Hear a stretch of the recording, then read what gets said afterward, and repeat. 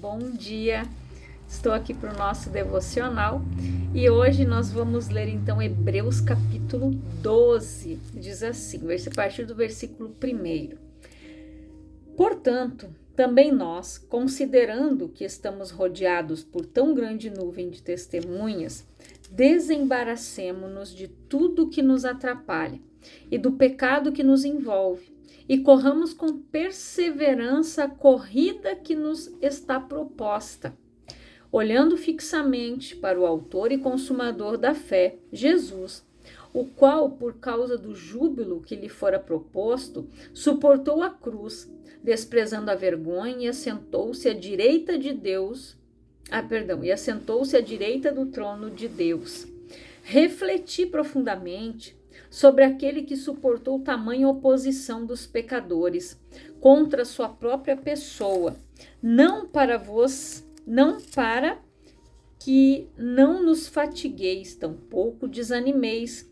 Ora, na guerra contra o pecado, ainda não tendes resistido até o extremo de derramar o próprio sangue, e estáis esquecidos da palavra de encorajamento que ele vos dirige como a filhos. Meu filho, não desprezeis a disciplina do Senhor, nem desanimeis quando por ele sois repreendido, pois o Senhor disciplina quem ama e educa todo aquele a quem recebe por filho. Suportai as dificuldades, aceitando-as como disciplina. Deus vos trata como filhos. Ora, qual é o filho que não passa pela correção de seu pai? Mas se estáis sem orientação, da qual todos se têm tornado participantes, então não sois filhos legítimos, mas bastardos.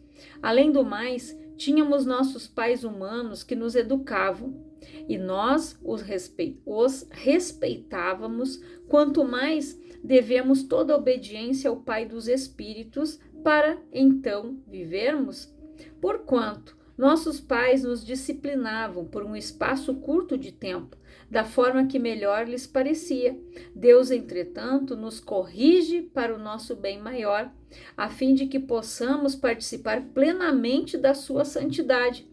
Toda correção de fato, no momento em que ocorre, não nos parece ser motivo de contentamento, mas de frustração. Mais tarde, no entanto, produz fruto de justiça e paz para todos aqueles que por ela foram disciplinados. Sendo assim, fortalecei as mãos enfraquecidas e os joelhos vacilantes. Preparai caminhos retos para os vossos pés, para aquele que manca não se desvie, pelo contrário, seja curado. Então, gente, a palavra ela fala mais aqui. Esforçai-vos para viver em paz com todas as pessoas e em santificação, sem a qual ninguém verá o Senhor. Vigiai para que ninguém se exclua da graça de Deus, que nenhuma raiz de mágoa venenosa brote e vos cause confusão, contaminando muitos. Que não se abrigue entre vós nenhum imoral ou profano como Esaú, o qual por uma refeição desejada vendeu todos os seus direitos de herança como o filho mais velho. E assim, como bem sabeis, quando mais tarde quis herdar a bênção, foi rejeitado e não teve como cancelar sua decisão, apesar de ter buscado a bênção desesperadamente. Então, aqui, Paulo, que escreveu essa carta aqui aos Hebreus, aqui, gente, Paulo, ele fala, deixa eu pegar aqui a outra versão aqui.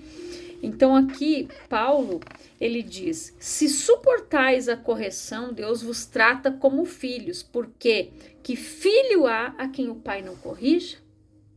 Se você olhar nos dias de hoje, as crianças, elas estão totalmente sem limites. Por quê? Porque os pais não estão educando, os pais não estão puxando as rédeas, não estão dizendo o não. Então, as crianças hoje, elas não sabem ouvir um não. Elas se debatem no chão, elas fazem birra, até que os pais cedem. Então, a palavra diz aqui, se suportais a correção, Deus vos trata como filhos. Nós somos corrigidos, porque aqui quando Paulo falou que nós somos corrigidos pelos nossos pais aqui na terra, os nossos pais biológicos, né, ao qual Deus designou nos ensinar, nos educar, cuidar de nós, né? Então, se eles, né, aqui eles nos corrigem para que nós possamos ser pessoas de bem, de caráter, para que a gente viva bem, Deus, ele nos prepara para algo maior. Deus nos prepara para salvação, para andar em santidade, em novidade de vida, vivendo o melhor de Deus aqui, mas sabendo que tem a recompensa maior depois. Então Deus, ele vai nos corrigindo, ele vai nos moldando conforme nós permitimos. Quando Deus levou Jeremias até aquela olaria, e ele mandou que Jeremias observasse a forma como aquele oleiro trabalhava no barro. Quando aquele homem viu que o barro, aquele vaso que ele estava trabalhando, não estava bom como deveria ser, ele desmanchou e começou a fazer novamente. E Deus disse para ele: é assim que eu vou fazer com o povo de Israel. Então Deus, ele está sempre nos moldando. E nós precisamos entender que nós somos barro. O barro é maleável, gente. O barro é maleável. Ele vai sendo moldado até que ele se torna um vaso. Mas antes dele ir para o forno, para ficar firme ali, sólido, ele é maleável. Aquela pessoa que vai fazer aquele vaso, ela vai trabalhando, vai arrumando, vai ajeitando, até ficar do jeito que ela deseja. E assim Deus vai fazendo com a gente. E aqui também a gente vê que Paulo, né, que é o autor do livro de Hebreus, né, ele usa uma metáfora de um atleta para ilustrar a vida de um cristão. Porque ele compara um atleta que está correndo uma corrida de obstáculos dentro de um estádio rodeado de uma plateia que representa todos os heróis da fé, né, de todos os tempos, os quais, apesar de inúmeros obstáculos da vida, correram a carreira e alcançaram com alegria a vitória. Paulo diz, né, corris bem, o que te impediu de correr? Todas as pessoas, se você ler o capítulo 11 de Hebreus, ele fala sobre os heróis da fé. Ele fala de Noé, ele fala de Raabe, ele cita vários ali. Ele vai citando Josué, Moisés, Abraão, ele vem vindo e ele vai falando. Noé, em um tempo em que não chovia, Noé, ele foi chamado quando ele tinha 480 anos de vida para construir uma arca. Ele levou 120 anos construindo uma arca em um lugar, vamos dizer, uma região desértica, aonde o mar era longe, não tinha ali perto, mas ele obedeceu a Deus. Ele construiu uma arca e ele ficou 120 anos sendo zombado, as pessoas rindo da cara dele porque não chovia, e ele seguiu ali. Mas quando veio o dilúvio, eu acredito que foi um Deus nos acuda. Tanto que Deus, gente, ele fechou a porta da arca por fora e lacrou, para que ninguém mais pudesse entrar lá para dentro. Porque o povo teve 120 anos para se arrepender, para olhar para Noé e dizer: Noé, o que Deus falou com você? Eles poderiam ter olhado para Noé e ter visto, mas o Noé louco, eles zombavam, diziam que Noé estava louco, que não chovia, então eles ficaram zombando. Mas Noé e a sua família foram salvos. Como Josué disse: eu e minha casa serviremos ao Senhor. Então não importa a dificuldade, não interessa se alguém está zombando da tua fé, permaneça firme, permaneça fiel ao Senhor, porque você vai receber a recompensa. E diz mais, ele também nos lembra de que o pecado não pode nos distrair, pois caso isto aconteça, a corrida estará seriamente comprometida. Cada ser humano tem sua tendência para o pecado. Satanás sabe quais são os pontos fracos e durante a corrida da vida vai expô-los à beira do caminho, com a intenção de desviar nossa atenção do ponto de chegada. O apóstolo Paulo ele nos diz que não devemos desviar os nossos olhos de Cristo, que é o autor e consumador da nossa fé, ou o aperfeiçoador da nossa fé. Na carreira cristã, não podemos desviar os olhos de Jesus, como fez Pedro quando caminhava sobre as águas. Antes, devemos, como os israelitas no deserto, manter os nossos olhos fixos em Jesus para sermos curados da peçonha mortal que é o pecado. Porque o que aconteceu com aqueles israelitas no deserto que murmuraram? Deus, chegou um determinado momento que Deus lançou ali serpentes, cobras peçonhentas, mortais, o veneno dela era mortal, que quem tomasse a picada e não olhasse para a serpente de bronze que ele deu ordem para que Moisés fizesse, aquela pessoa que fosse picada, ela tinha que olhar para ela ser curada e continuar vivendo. Se ela não olhasse, ela ia morrer. O pai não ia poder olhar pelo filho, o filho não ia poder olhar pelo pai, o esposo não ia poder olhar pela esposa e vice-versa. Mostrando que a salvação é individual. E quando aquela serpente de bronze ela estava ali levantada, como se fosse ali, numa forma de cruz, ali Deus já estava mostrando para eles que a salvação é individual, que nós temos que olhar para a cruz, nós temos que olhar para o autor e consumador da nossa fé para sermos curados, sarados, libertos e poder herdar a vida eterna. E aqui ele diz mais, ele nos aconselha a olhar para Jesus como nosso exemplo, pois ele suportou as lutas desta vida sem desanimar. Ele diz que Jesus foi provado até a morte e não desistiu, porque buscava forças no Pai Celestial, jamais confiando na sua própria capacidade para vencer o mal. Como homem, Jesus dependia totalmente do Pai para vencer as tentações. E o mesmo tem que acontecer conosco. Jesus passava noites inteiras em oração para não desistir do seu propósito de salvar o homem. Quanto tempo você passa diariamente em comunhão com Deus? Uma pergunta. Quanto tempo você deixa que Ele lhe fale ao coração através da leitura bíblica? Outra pergunta para a gente raciocinar, refletir. Se você estiver desanimado na corrida da vida ou seduzido por alguma tentação, já parou para correr para Cristo? Lembre-se de que a linha de chegada é o seu destino final. Não desista, não fique pelo meio do caminho, não olhe para trás nem para os lados, mas fixe sua mente em Jesus e prossiga para o alvo pelo prêmio da soberana vocação de Deus em Cristo Jesus. Isso está em Filipenses 3,14. Deus abençoe e nunca desista. Então nós não podemos desistir.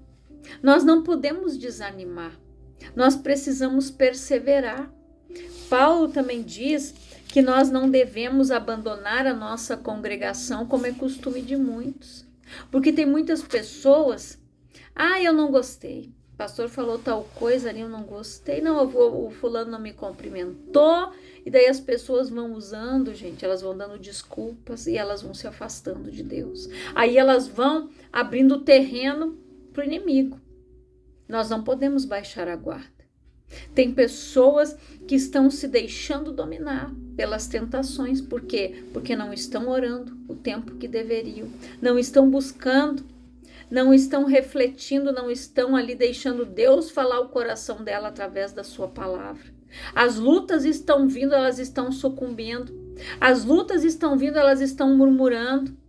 Ao invés de olhar para o autor e consumador da nossa fé e saber que Jesus passou por tudo aqui. Ele disse, no mundo tereis aflições, tende o bom ânimo, eu venci o mundo. Mas Jesus se retirava para orar sozinho. Jesus, ele orava sozinho. Ele buscava o Pai, ele se separava.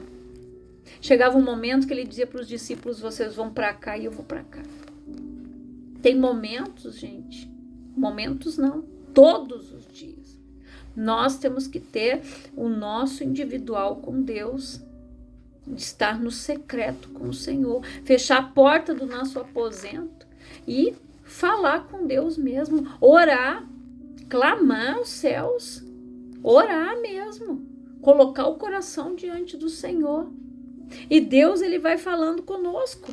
E a palavra diz aqui, gente: mas se estáis sem disciplina, da qual todos são feitos participantes, sois então bastardos e não filhos.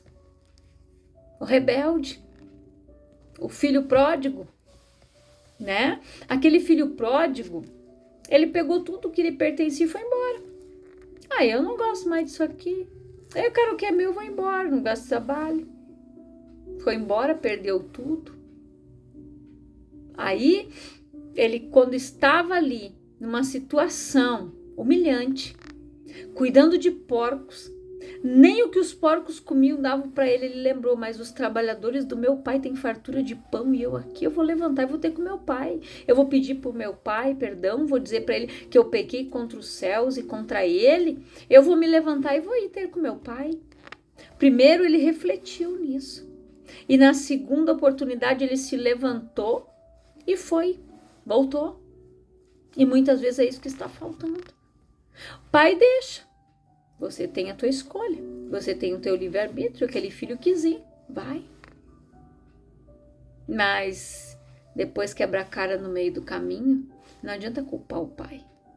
Ele perdeu tudo. Ele foi para uma terra longínqua. Longe do pai, longe da família, longe dos amigos, longe de tudo. E lá, quando o dinheiro terminou, os amigos também. E assim é nos dias de hoje. Na hora que você está passando as maiores lutas e dificuldades da tua vida, é que você vai ver quem são as pessoas verdadeiras que estão ali ao teu redor. As pessoas de fé que Deus colocou do teu lado para te ajudar. É nesse momento que você vai ver quem são as pessoas que você pode contar. Deus, ele usa as lutas, as batalhas para que a gente enxergue essas coisas. Para que a gente possa olhar, gente, com uma visão ampla. Olhar no espiritual. Que às vezes as coisas que estão acontecendo não é para a morte. Deus não está castigando. Mas Deus quer que você olhe para aquela situação e que você veja sempre o lado bom. Deus está me livrando de algo. Algo iria acontecer aqui. Só que as pessoas não têm tempo para isso. Elas não conseguem mais ver a mão de Deus nas coisas. Se as coisas não andarem de acordo como elas querem, se não estiver tudo bem, daí elas começam a culpar Deus. Se está tudo bem, está tudo bem. Mas na hora que a luta se levanta, ao invés dela orar e dizer: Senhor, me dá a palavra, me fortalece, ela começa a reclamar, ela começa a murmurar, ela começa a fazer birra. Porque Deus... Mas Deus é Deus. Quem deixou de se chegar diante do trono não foi ele, foi você. Ele está sentado lá, esperando. Então, não adianta a pessoa querer culpar Deus das coisas, não. Lá no deserto, aquele povo foi picado por aquelas serpentes, por quê? Porque Deus não aguentava mais tanta murmuração. Eles recebiam maná, recebiam água da rocha. As roupas deles se renovavam no seu corpo, as sandálias cresciam conforme o pé da criança ia crescendo, as sandálias se renovavam e ele disse: eu sou o Senhor que sara. Num sol escaldante tinha uma nuvem que protegia eles. De noite, naquele frio terrível do deserto, a coluna de fogo aquecia eles e não deixava que os predadores chegassem. E eles não conseguiam ver nada de benefício nisso. Eles eram escravos no Egito, saíram com aquela mente escrava do Egito e o tempo todo daquela jornada esse povo só reclamou. Eles não conseguiram ver a mão de Deus, que tirou eles do Egito com mão forte e braço estendido. Eles só sabiam reclamar, porque lá nós tinha pepino, lá nós tinha melão, mas lá eles eram escravos. Trabalhavam que nem condenados. Era só eles caminhar até a terra prometida, lutar lá, entrar. Quando Deus mandou os espias espiar a terra, o que eles fizeram? Vieram de lá e trouxeram um relatório totalmente negativo, sendo que estavam trazendo um cacho de uvas que era carregado por 2 homens. E isso não bastou. Eles só olharam para os gigantes, eles não foram olhar a terra que manava leite e mel, o melhor da terra, não, eles foram olhando os problemas, eles foram olhando os gigantes, e tem muitas pessoas que estão deixando de entrar na terra prometida e de viver o melhor de Deus, porque ao invés de olhar a terra, elas estão olhando o problema, elas estão catando o problema, porque tem gente que procura chifre em cabeça de cavalo, como a gente costuma dizer aqui no sul, tem pessoas que fazem isso o tempo todo, nada tá bom, nada tá bom. Por quê? Porque ela não é grata. Assim como aquele povo, Deus fez todos aqueles sinais, daquelas 10 pragas para poder tirar eles de lá. Deus tirou eles de lá com despojo, eles levaram ouro, prata, joias, bronze, tudo dos egípcios, eles vieram embora. Eles receberam a recompensa do seu trabalho, eles não saíram de mãos abanando, eles receberam a recompensa, porque o que diz a palavra? O trabalhador é digno do seu salário. Deus não deixou eles saírem de lá de mão abanando, sem nada não. Eles levaram tudo do Egito, eles levaram essas riquezas junto, e não estava bom. É quando Deus mandou olhar a terra, só Josué e Caleb disseram: a terra é verdadeiramente muito boa, vamos subir, vamos lá, o Senhor é conosco. Porque da forma como eles receberam a promessa, eles ouviram do Senhor, eles imaginaram aqui e no seu coração. Eles desejaram aquela terra. Eles disseram que do jeito que eles receberam a promessa, assim era a terra quando eles viram. Por quê? Porque eles não tinham espírito de murmuração. O coração era grato, eles mesmos, Deus disse, eu vi neles salvo Josué e Caleb, porque neles eu vi outro espírito. Agora, esses murmuradores, nenhum vai entrar lá. Os filhos vão entrar, mas depois que o corpo, todos eles caírem aqui, ó, no deserto. Aí, quando o último cadáver cair aqui, vocês vão entrar na terra. E foi o que aconteceu. Eles tiveram que esperar 40 anos para isso. Caleb disse, né? Eu tenho 85 anos hoje, mas a minha força e o meu vigor era como lá atrás, quando ele tinha 45. Porque Deus sustentou aquele homem para ele poder entrar na terra. Porque ele tinha um espírito diferente, de pessoa de Deus. Daquela pessoa que olha a terra, mas ela não olha o gigante. Ela não olha o problema, ela não olha para a dificuldade, ela olha para a grandeza do Deus que ela serve. Então que você faça uma reflexão desta palavra, que o Espírito Santo venha falar muito forte ao teu coração, que ele continue ministrando ao teu coração, que você faça uma análise do porquê que você ainda não recebeu as bênçãos, porque o pecado está te rodeando, porque você está quase cedendo à tentação, porque você não consegue se livrar das amarras que te prendem, você não consegue se desprender do passado, você não consegue se desprender de muitas coisas. Então não adianta culpar a Deus. Porque Deus ele está te exortando, te corrigindo e te dizendo aquilo que você precisa fazer. Mas você não quer fazer, a escolha é sua. É opcional. Então a salvação é uma escolha. Liberar perdão é uma decisão também. Então a escolha é nossa, livre-arbítrio. Deus não força ninguém. Deus não obriga ninguém. A decisão é nossa. Eu quero orar por você, Pai, em nome de Jesus. Eu oro por todas estas vidas, Senhor, que ouvem esta palavra.